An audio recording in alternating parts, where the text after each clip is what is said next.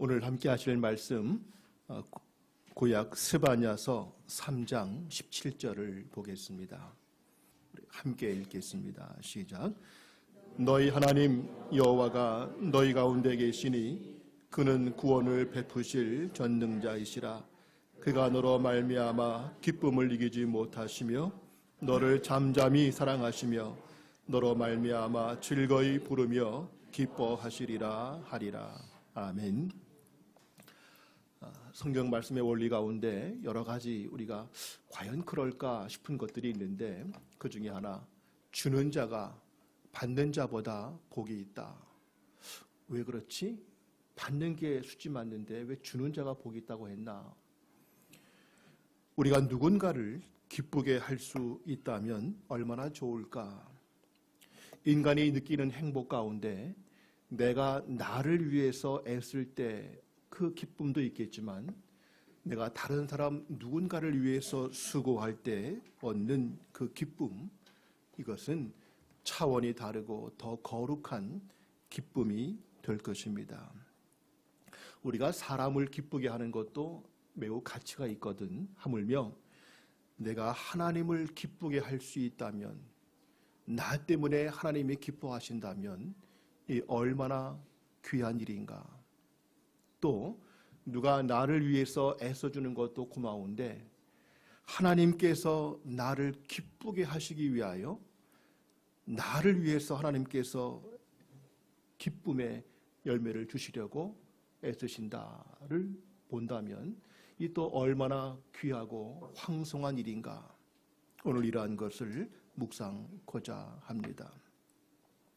오늘 먼저 우리가 묵상하는 주제, 하나님은 완전한 감정을 갖고 계신다 하는 것입니다. 우리들은 하나님의 존재를 생각할 때에 너무 엄격하고 또 너무 무섭고 또는 감정도 없는 그러한 존재로 오해할 때가 있습니다. 보통 사람들이 신의 존재를 느낄 때 신에 대해서 어떠한 느낌을 갖습니까? 한다면 그리스 로마 신화를 읽어보신 분들은 거기에 나오는 신들은 사실 신이라고 할 수도 없죠. 인간보다 대단한 능력을 갖고 있어서 사람이 꼼짝할 수 없을 만큼 일들을 하지만 그들은 도덕적으로도 문제가 있거나 참 괴팍한 신들도 많이 있습니다.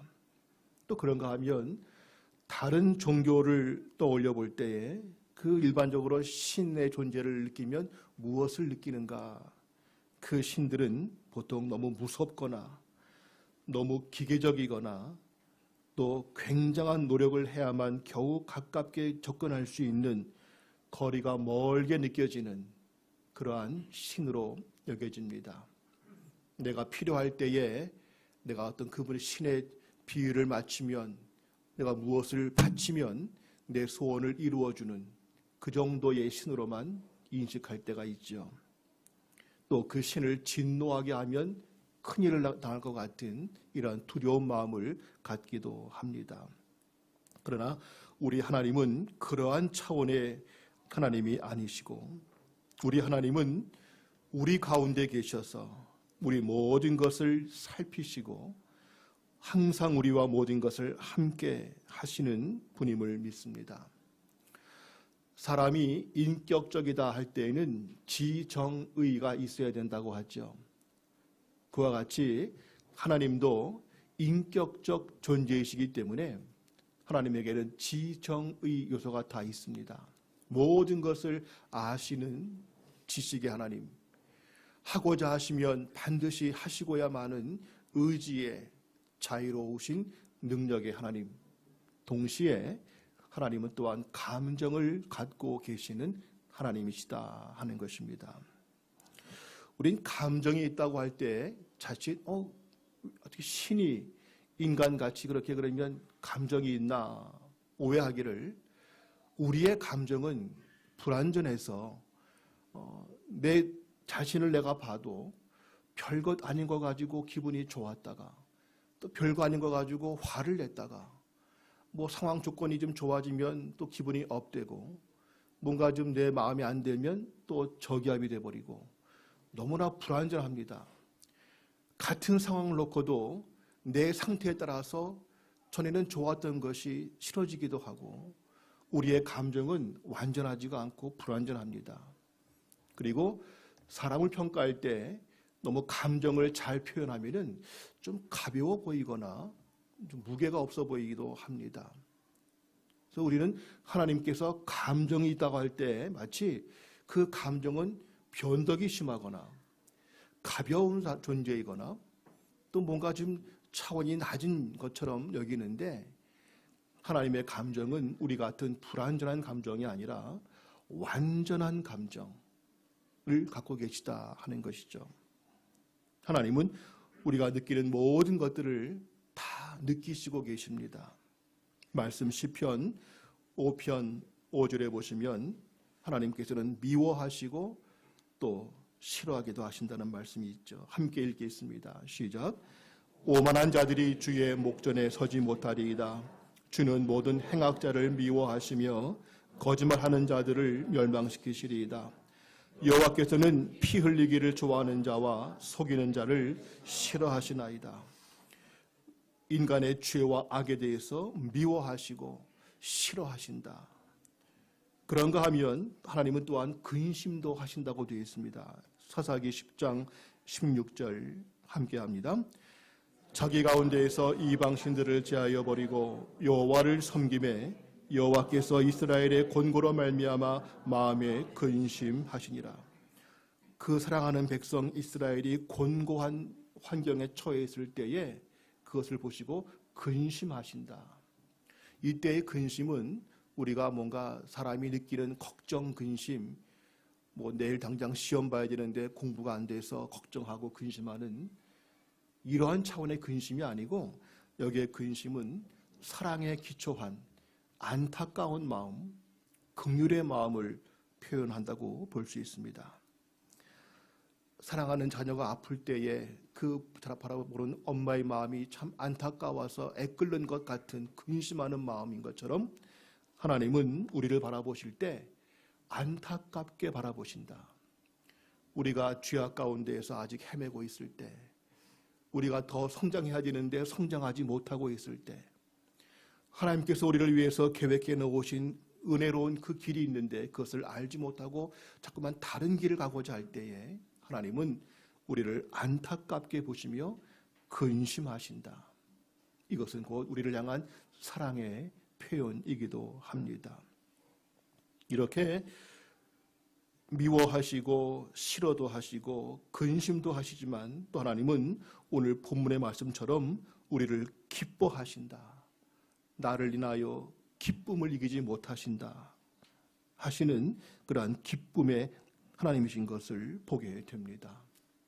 우리가 느끼는 모든 감정을 하나님은 다 느끼시고 우린 불완전해서 그때마다 변화가 심하지만 하나님은 항상 동일하게 한 번 싫어하시는 것은 끝까지 싫어하시고 그분이 정말 사랑하시는 것은 끝까지 사랑하시고 그 원칙과 그 기준이 변치 아니하시고 완전하신 그러한 감정을 갖고 계시다는 사실이죠. 이것이 왜 중요한가 하면은 하나님은 우리가 느끼는 모든 감정을 갖고 계시다는 것이 감사한 일입니다. 그분은 우리를 대할 때에 엄격하고 무서운 신이 아니고 사람 중에도 냉혈 인간처럼 바늘을 찔러도 피 한 방울 날 것 같지 않은 참 능력도 많고 대단히 출세한 사람은 맞는데 도저히 인간성, 감정은 느낄 수 없는 그러한 인간처럼 신의 존재는 우리와는 전혀 우리의 삶의 모습을 이해하지 못하는 그러한 신이 아니라 우리가 아파할 때에 함께 아파해 주시고 우리가 죄악 가운데 있을 때 염려하시고 사랑하시되 말할 수 없이 사랑하시는 우리가 힘들 때 얼마나 힘들지를 너무나 잘 아시는 그러한 감정을 갖고 계시기에 이것은 또한 감사한 일입니다. 그리고 또 그 하나님의 감정을 우린 배워야 됩니다. 거듭 말한 것처럼 우리의 감정은 불완전합니다. 같은 걸 놓고도 내가 기분 좋을 때와 기분 나쁠 때 거기에 대한 내 감정이 다릅니다. 또 나이가 드시면서 갱년기라든가 몸에 어떤 호르몬 이상이 와도 괜히 우울해지고 괜히 짜증이 나고 이유 없이 나도 주체할 수 없는 그러한 감정들이 우리에게 있지 않습니까?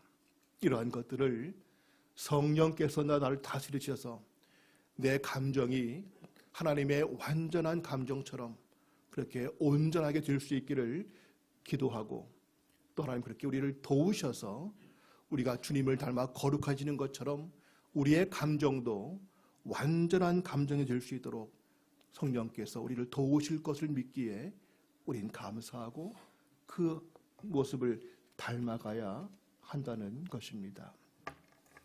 큰 두 번째로, 하나님이 감정을 갖고 계신다라고 한다면 우리가 할 것은 당연히 우리는 하나님을 기쁘시게 하는 일에 힘써야 한다는 것이죠.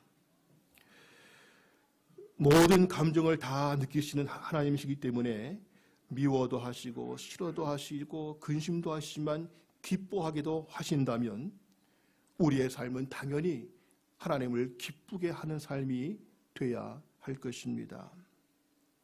우리 삶은 내가 그냥 사는 내 인생이니까 누구도 간섭하지 말라 할 수 없는 것이, 내 삶의 모습 하나하나가, 내 말 한마디와 내 행동 모든 것들이 내 문제만이 아니라 다른 사람들에게 때로는 그 사람까지 기분 나쁘게 할 수도 있고 그 사람을 기분 좋게 할 수도 있고, 내가 원든 원치 않든 알든 모르든 우리의 모든 삶의 것들이 다른 사람에게 영향을 주기 때문에 우리는 늘 신경을 씁니다. 더 나아가서 사람만이 아니라 내가 무엇을 하는 것 자체가 그저 내 문제가 아니라 모든 것을 지켜보시고 아시는 하나님께서 내 삶의 하나하나를 통하여 기뻐하기도 하시고 슬퍼하기도 하신다는 사실을 인식한다면 우린 당연히 하나님께서 기뻐하시는 삶을 살도록 그렇게 해야 될 것입니다. 만약 사람들이 사랑을 한다 그러면은 그건 뭘까? 이제 부부가 될 사람들에게도 이제 주례를 하기 전에 만나서 대화를 할 때 꼭 묻습니다. 뭐가 그렇게 좋아서 결혼을 하려고 그러는가? 상대방에 대해서 정확히 알고 있는가? 상대가 무슨 장점이 있고 무슨 단점이 있는지를 알고 있는가? 그냥 단순히 감정상 흥분되는 그러한 좋아하는 것인지 정확히 아는지를 먼저 묻습니다. 이러한 점들이 좋습니다. 상대방은 이러한 약점이 있는 걸 내가 압니다. 그러면 그 다음 묻습니다. 당신이 무엇을 할 때에 상대가 기뻐하고 행복해하는지, 당신이 어떻게 하면 상대방이 힘들어하는지 압니까? 그럼 알고 있다고. 그럼 이제부터 결혼을 해서 가정을 이루면 돈을 많이 벌고 집을 빨리 사고 이것이 중요한 것이 아니라 상대방은 내가 무엇을 할 때 기뻐하는지, 상대방이 싫어하는 것은 뭔지를 내가 알고 거기에 맞춰가는 것이 사랑의 완성이다. 이런 말도 우리가 하죠.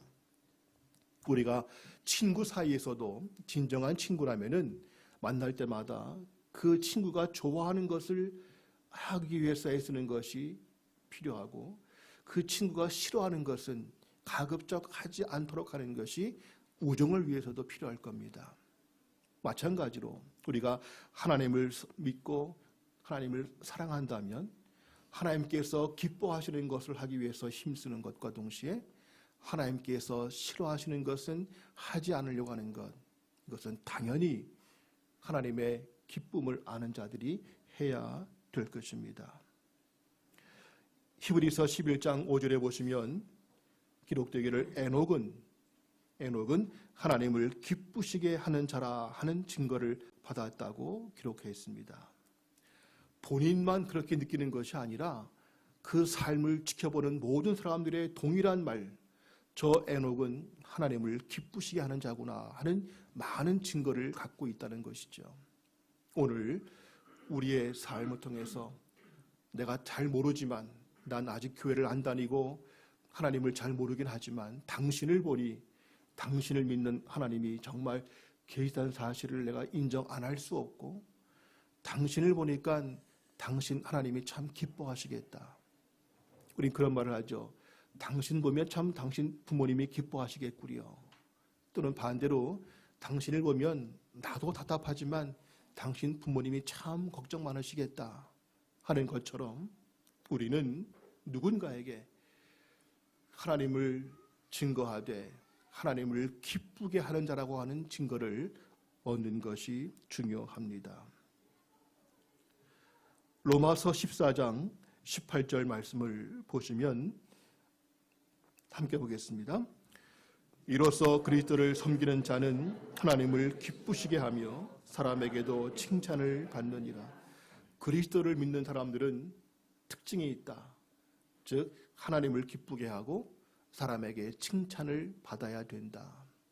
물론 예수 믿는 것 때문에 또는 구별되고 다르게 사는 것 때문에 직장에서 술자리에 함께 할 수 없는 그런 시간들 때문에 우리를 조금 싫어할 경우도 있겠지만 그보다 더 중요한 것은 내가 정말 그들을 사랑하고 내가 그들을 존중하고 내가 그들을 위해서 희생하는 모습을 그들이 안다면 우리를 칭찬할 수 있는, 하나님을 기쁘게 사람을 칭찬받는 이러한 모습이 그리스도를 믿는 자들의 당연한 모습이 되어야 한다.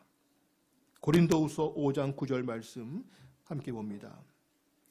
그런즉 우리는 몸으로 있든지 떠나든지 주를 기쁘시게 하는 자가 되기를 힘쓰노라. 몸으로 있든지 떠나든지, 즉 이 땅에 살든지 떠나서 천국 가 있든지 언제라도 우리의 존재의 목적은 무엇인가?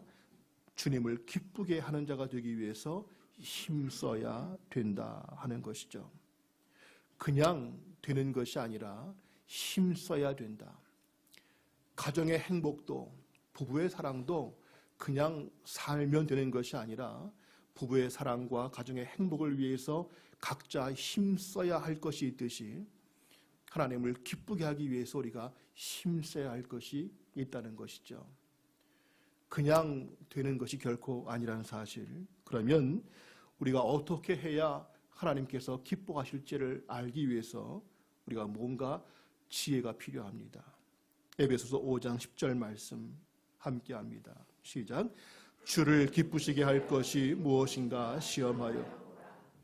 시험하여 보라는 것은 자신을 살펴보라. 말씀을 통해서 한번 하나님의 뜻을 찾아보라. 주님을 기쁘시게 할 것이 무엇인가를 내 상식으로 여기지 말고 인간이 좋아하는 것들을 또 좋아하시겠지, 그렇게 인간 차원으로 보지 말란 얘기죠. 어떤 분은 말합니다.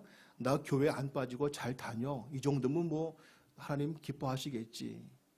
그러나 바꿔 말하면 자녀가 있는데 부모님께서 자녀 입장에서 나는 가출을 한 적이 한 번도 없어. 난 늘 집에 잘 들어가. 나는 부모님을 기쁘게 하는 자야. 그건 당연한 거지. 집을 나가는 게 문제지 늘 집에 있고 부모님과 함께하는 건 당연한 거 아닌가. 그걸 가지고 난 내 역할을 다했다 하면 안 되지 하는 것처럼, 물론 요즘 사회생활 시간대가 복잡하고 또 오늘도 몇 분들은 부득이한 일로 못 오신 분들도 계세요. 연락받고 하지만 그것도 물론 매주일, 특히 남자분들 사회생활 하시면서 매주 지킨다는 게 결코 쉬운 것이 아님을 잘 압니다. 그러함에도 이것은 우리가 해야 될 당연한 일이고, 내가 주일 예배를 안 빠지는 것 가지고 난 하나님을 기쁘게 한다, 난 할 것 다 했다, 결코 그렇게 할 수 있는 것은 아니란 얘기죠. 물론 귀한 것이지만 또 나아가서 우리는 지극히 출세지향적, 성공지향적인 관념을 가지고 하나님을 기쁘게 하려고 합니다. 좋은 대학 들어가서 좋은 직장 취업해서 출세하고 성공하고 큰 상 받고 그러면은 하나님께서 기뻐하시겠지. 이렇게 하지만 물론 그것도 귀한 일이긴 하지만 하나님은 그렇게 출세, 성공 지향적으로 그것을 기뻐하시는 것이 아니란 얘기죠. 하나님의 기뻐하심은 또 다른 차원에서 기뻐하시는 것들이 있습니다. 무엇을 기뻐하실까 할 때 오늘 보신 말씀, 우리 존재를 기뻐하신다. 스바냐 3장 17절 오늘 본문 다시 한번 보겠습니다. 시작. 너희 하나님 여호와가 너희 가운데 계시니 그는 구원을 베푸실 전능자시라. 그가 너로 말미암아 기쁨을 이기지 못하시며 너를 잠잠히 사랑하시며 너로 말미암아 즐거이 부르며 기뻐하시리라. 하나님과 이스라엘 관계를 너희에게 구원을 베푸실 자가 필요한 걸 알고 있다. 즉 그들은 아직 자기 삶의 문제를 해결하지 못해서 구원이 필요한 자였습니다. 하나님께서 너희에게 구원을 베푸실 것이다. 즉 출세는커녕 아직 자기 문제도 풀지 못하고 헤매고 있는 연약한 상태인 이스라엘, 그들을 보시고도 하나님은 기뻐 이기지 못하신다. 우리 같으면 저 문제의 골칫덩어리 속상하고 내가 저만 아니면 내가 마음 걱정할 것이 없는데, 그런 마음을 갖는 것이 인간의 마음일지라도 하나님은 구원이 필요하고 문제 속에 있는 인간일지라도 그를 인하여 기쁨을 이기지 못하실 만큼 기뻐하신다. 사람은 물론 내가 나았으니 그냥 어쩔 수 없이 그런 것도 있지만 뭐가 좀 얘가 잘 돼야 기뻐하고 속썩이면 가끔씩 짜증을 내고 그러죠. 이제 우리 아기 키우는 분들은 밤에 잠 안 자고 막 보채고 떼쓰고 하게 되면은 그냥 막 화가 나지요. 그러나 하나님은 우리 존재 자체를 기뻐하신다. 그나마 예를 든다면 할머니 할아버지가 손주가 왔을 때 아이고 내 새끼 왔구나 하면서 기뻐하는 것 같이, 뭐 그 애가 뭐 할머니 할아버지께 뭘 선물을 드립니까? 뭘 아무것도 못하고 그냥 내 손주라는 것 때문에, 그냥 그를 볼 수 있다는 것 때문에 기뻐하는 가족 관계인 것처럼 하나님은 우리 자체를 기뻐하신다. 우리 마음 가운데 하나님은 나를 기뻐하신다. 비록 부모님도 나에게 실망하셨고 그 누구도 나에게 주목하지 않고 내가 나를 봐도 참 때로는 한심한 나의 존재이지만, 그러나 하나님만큼은 나에 대해서 실망이 아니라 나를 기뻐하신다. 그러한 것을 잊지 않아야 된다는 것이죠. 우리의 존재를 기뻐하시는 동시에 그걸로 끝나시는 것이 아니라 또 기뻐하시는 것이 있으니 진리와 함께 살아갈 때, 순종할 때, 거룩해질 때 기뻐하시는 주님이십니다. 요한 3서 1장 4절 말씀 함께 할까요? 시작.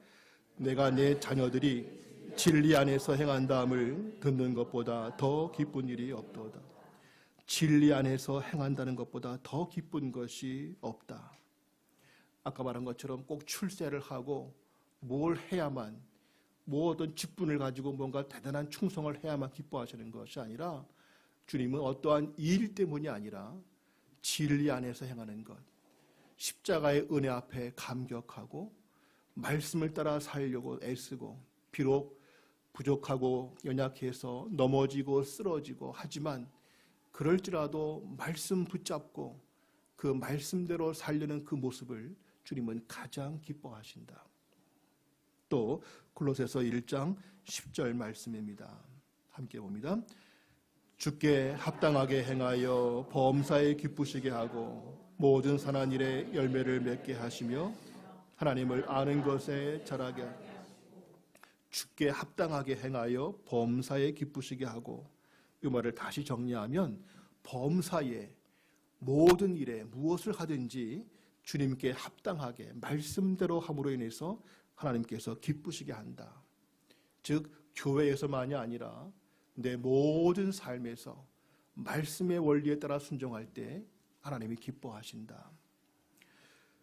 우리 함께 모여서 예배드리고 하는 것 물론 귀한 일입니다.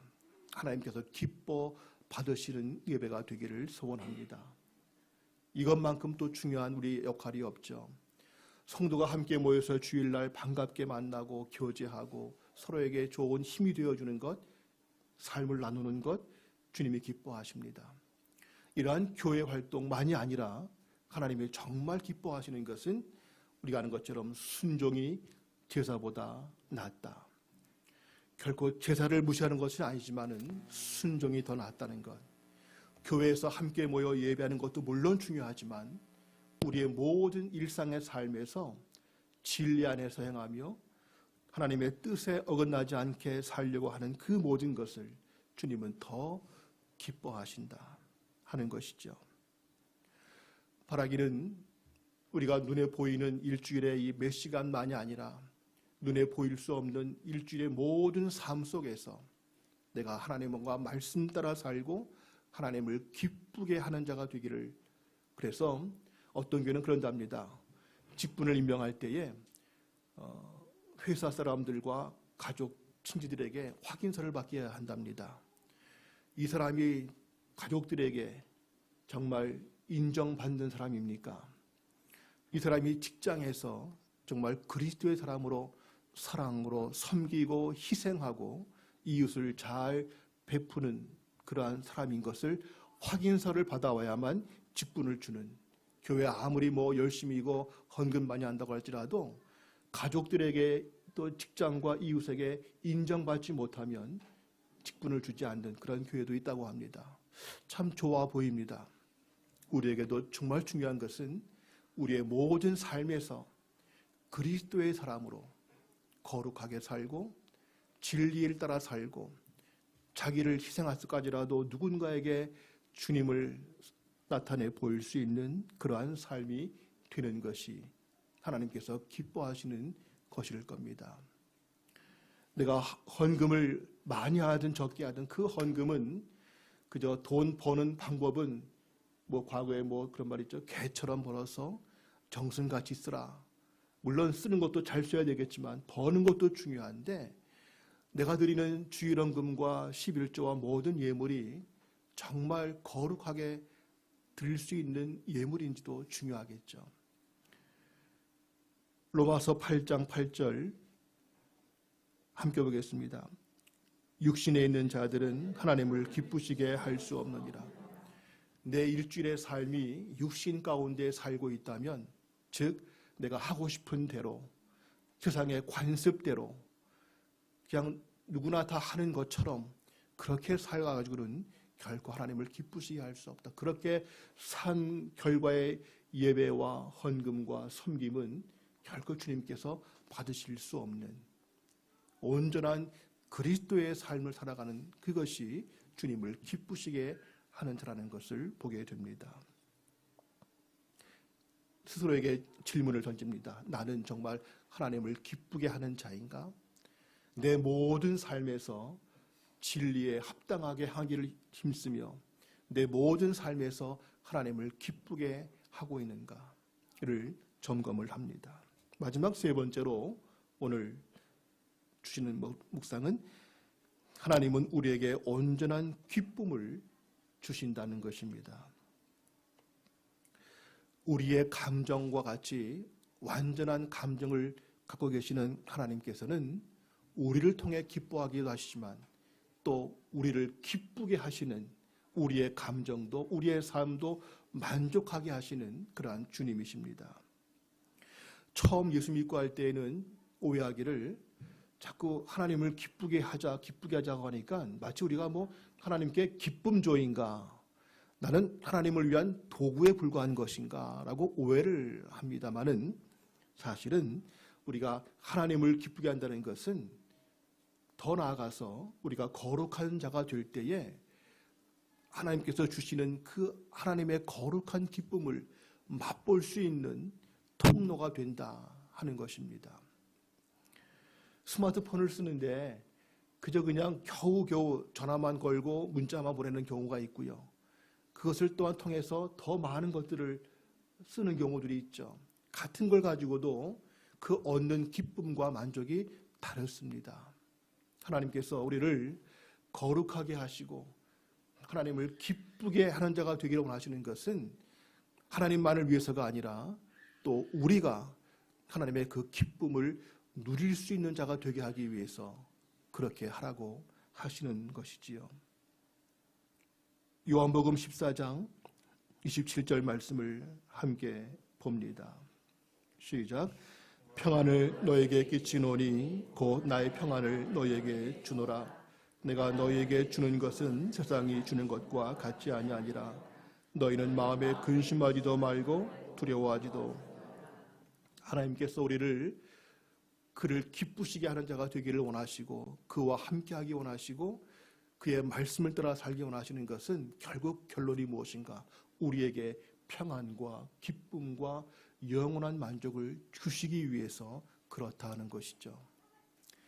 가정에서 부모들이 아이들에게 너 공부해라, 뭐해라 하는 것은 물론 개중에 아닌 경우도 있지만 부모의 욕심을 위해서가 아니라 자녀를 위한 것인 것처럼 하나님께 모든 말씀과 모든 요구사항은 우리에게 평안과 기쁨을 주고자 하시는 것이다. 하나님은 우리의 모든 삶에서 교회에 올 때에만 기쁜 것이 아니라 매 순간 모든 일마다 우리에게 기쁨과 평강을 주기를 원하십니다. 데살로니가 후서 3장 16절 말씀 함께 봅니다.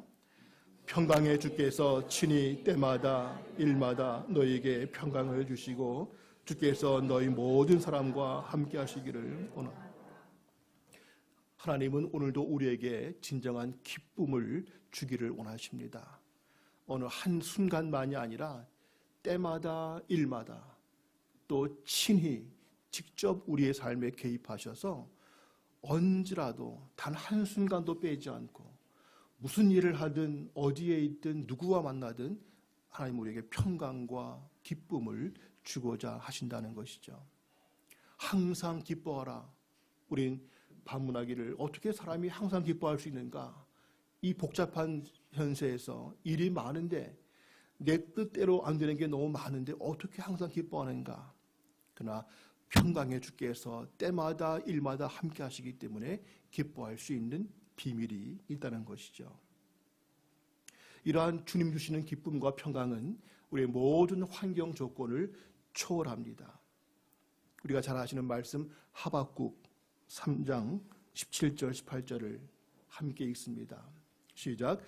비록 무화과 나무가 무성하지 못하며 포도나무에 열매가 없으며 감람나무에 소출이 없으며 밭에 먹을 것이 없으며 우리의 양이 없으며 외양간에 소가 없을지라도 나는 여호와로 말미암아 즐거워하며 나의 구원의 하나님으로 말미암아 기뻐하리로다.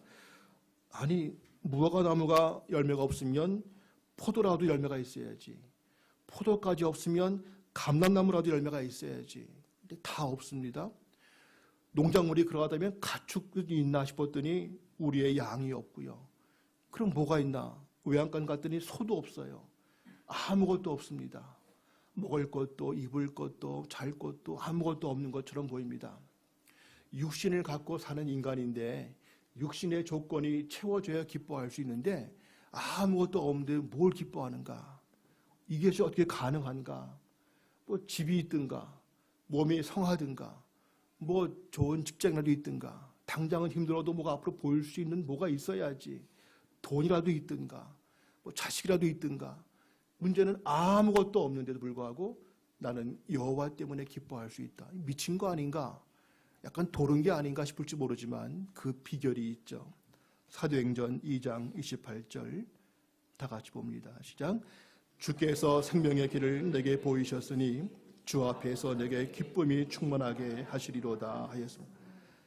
생명의 길을 보여주셨기 때문에 인간의 눈으로 볼 수 없는 하나님의 생명의 길을 보여주셨고 그 생명을 주셨기 때문에 그것을 아는 자들은 육신의 조건에 관계없이 기뻐할 수 있고 하나님으로 인하여서 감사할 수 있다는 것.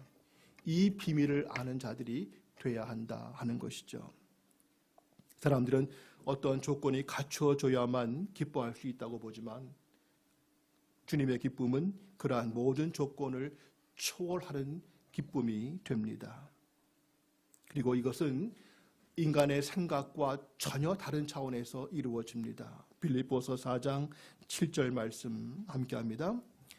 그리하면 모든 지각에 뛰어난 하나님의 평강이 그리스도 예수 안에서 너희 마음과 생각을 지키시리라. 모든 지각에 뛰어난 사람의 생각으로 이해할 수 없는 바울과 실라가 매를 맞고 옥중에 갇혔을 때 밤에 찬송을 불렀죠. 상처가 나면은 밤이 더 아프게 되어 있습니다. 죄도 없이 잡혀서 매를 맞고 감옥 갇혀 있고 어떻게 될지 알 수 없는 불안하고 억울한 상황 가운데에도 바울과 실라가 찬송 불렀다는 것. 이것은 환경 조건에 관계없는 어떻게 이렇게 가능할까?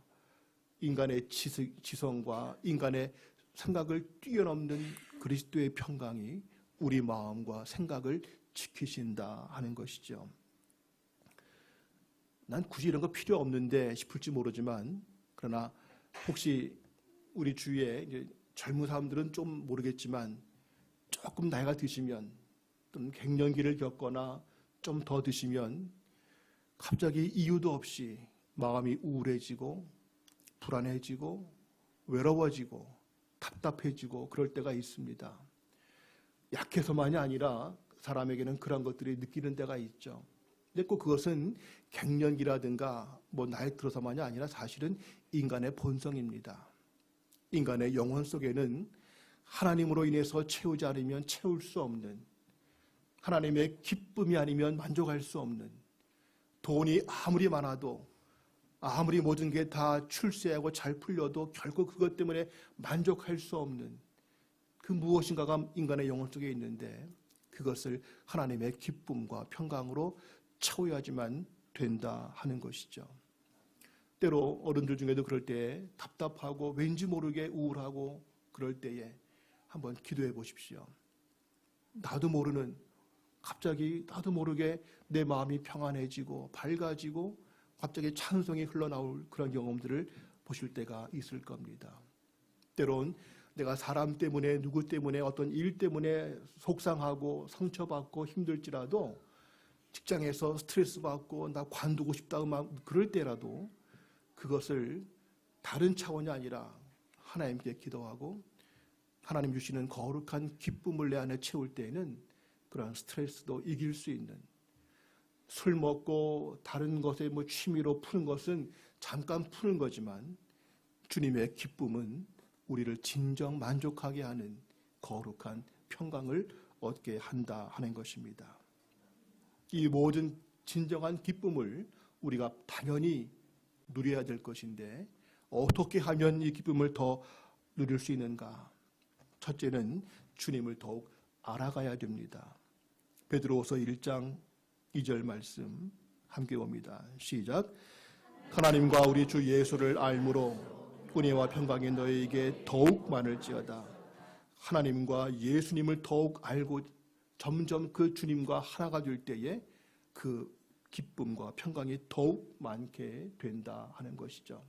우리가 하나님을 알자는 것도 지식의 문제가 아니라 하나님을 더욱 알면 알수록 더욱 거룩한 평강이 우리 안에 흘러넘치고, 내 안에 꼭 스펙을 쌓고 공부해서만의 능력이 아니라 내가 주님을 더욱 알수록 우리 안에 하나님의 능력이 나타나게 되기 때문에 더욱 알아야 되는 것이죠. 또 한 가지는 하나님을 구할 때에 더 기쁨을 누리게 됩니다. 요한복음 16장 24절 함께합니다. 지금까지는 너희가 내 이름으로 아무것도 구하지 아니하였으나 구하라 그리하면 받으리니 너희 기쁨이 아까 말한 것처럼 혹시라도 힘들고 답답하고 뭔가 그럴 때, 그러니까 천정 불렀죠. 내 마음이 아플 적에 큰 위로 되시고 나 외로울 때 좋은 친구라. 난 안 그런데 기도 안 했기 때문에. 기도해 보시면 기도는 무슨 꼭 이루고 싶은 소원도 물론 이루게 하겠지만, 기도하는 순간에 기도하는 자에게 임하시는 거룩한 기쁨과 평강이 있습니다. 기도하지 않는 자들에게는 결코 그 얼굴과 삶에서 느낄 수 없는 평강과 그리스도의 향기로움이 다르게 있다는 것입니다. 만약 그런 고문이 있죠. 괴롭게 하는 거, 먹을 걸 안 주는 거라든가 잠 안 재우는 고문, 이게 제일 어려운 고문이라고 그래요. 아니, 잠 안 자면 밤새지 뭐. 그게 한두 시간이 아니라 잠 안 재우는 고문이 제일 무섭다고 했죠. 근데 그리스도인들에게 기도하지 말라고, 앞으로 열흘간만 기도하지 말라고 하면, 기도 뭐 하나나 마찬가지인데 그게 무슨 뭐 힘들게 하는 것인가 싶을지 몰라도, 정말 살아있는 그리스도인이라면 열흘간 기도 못하게 한다 그러면은 그건 견딜 수 없는, 기도하지 않고는 단 하루도 존재할 수 없는, 이게 돼야 정상적인 그리스도인인데, 우린 기도하지 않아도 잘 사는 것처럼 보이죠. 이게 잘 사는 게 아닌데 우리 안에 거룩한 기쁨과 능력이 없는 것을 좀 모르고 사는 겁니다. 우리에게는 구하라. 이 구하는 것은 꼭 기도만이 아니라 그 나라와 그 일을 구하라 하신 것처럼 내 모든 삶에서 하나님의 의를 구하는 모든 삶에 더욱 기쁨이 넘치게 될 것이다 하는 것이죠. 이제 마무리합니다. 죄로 인해서 얼룩진 우리 인간의 모든 그 삶 속에 잘못 판단한 것들이 많죠. 영혼보다 육체를 더 중요시합니다. 내세보다 현세에 지나치게 얽매여 있습니다. 그리고 영적 기쁨보다 물질과 능력과 이 땅의 쾌락을 더 좋아합니다. 그리고 하나님보다 내 자신이 더 중요하게 여겨집니다. 그러나 우리가 추구하고자 하는 것은 이 땅의 기쁨이 아니라 하나님의 기쁨, 거룩한 기쁨을 우리는 추구하고 나가야 될 것입니다. 왜 중요한가? 아니 기뻐하는 건 뭐 감정 기분인데 우리가 그 기쁨을 추구하는 것은 그저 기분 좋게 하기 위한 그러한 것이 아니라 이것이 우리의 삶의 능력이기 때문에 그렇습니다. 다윗이 이렇게 기도했습니다. 시편 51편 12절 다 같이요. 주의 구원의 즐거움을 내게 회복시켜 주시고 자원하는 심령을 주사 나를 붙드소서. 구원의 즐거움을 내게 회복시켜 주옵소서. 이 기도는 다윗이 범죄하고 나서 책망 듣고 회개할 때 했던 기도입니다. 근데 그때 다윗이 왕이 죄를 지었고 나라에 큰 어려움이 임했거든요. 이때 회개하고 기도하는 것이 제발 우리나라가 좀 튼튼해져서 부자가 되고 강해져서 어렵지 않게 해달라고, 나 병들지 않게 해달라고 구한 것이 아니라 몇 가지를 구합니다. 그 시편 50편 보시면 내게 정한 마음과 정직한 영을 주옵소서. 내게 성령을 거두지 마옵소서. 세 번째로 내게 거룩한 기쁨을 회복시켜 주옵소서. 이게 왜 중요한가? 내게 임하는 하나님의 주시는 그 기쁨이 있을 때에 내가 성도로서의 온전한 모습과 그 삶을 살 수 있는 비밀이고 능력이기 때문에 그러합니다. 마치면서 질문을 던지며 마칩니다. 나는 하나님을 기쁘게 하는 자라고 자신 있게 말할 수 있습니까? 완전치는 않지만 나는 하나님을 기쁘게 하기 위해서 애쓰고 있습니까? 또 한 가지, 나는 하나님 때문에 기뻐하고 있습니까? 다른 조건 때문이 아니라 이것도 없고 저것도 없고 다 없어도 나는 오직 하나님 때문에 기뻐할 수 있는 자가 되고 있습니까?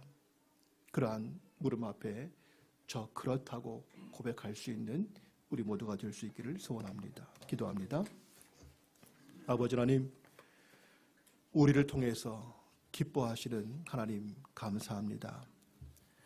우리가 할 수 있다면 내 모든 삶을 다하여 모든 자리에서 하나님을 기쁘시게 하는 자가 되게 하옵소서.